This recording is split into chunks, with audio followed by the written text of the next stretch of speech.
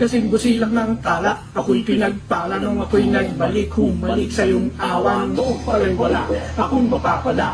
Kung bakit nagpakalayo-layo pa ng diwas ang isa pa, agad mo kong pinatawad, dapat ang sapat ang pag-ibig mong ginawan, noong kahapon, talo sa panahon, pagkat ngayon ang taon ng pagkakataon, pag-isipan, tandaan, ngayon ang taon ng pagkakataon, sige, yang, yong, ngayon ang taon ng pagkakataon, pag-isipan, tandaan, ngayon ang taon ng pagkakataon, sige, yang, yong, ngayon ang taon ng pagkakataon.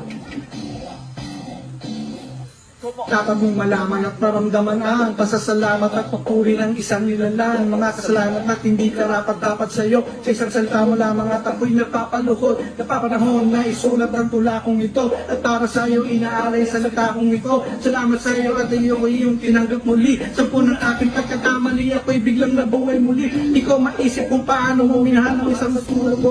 Walang ginawa kundi sumuway sa utos mo.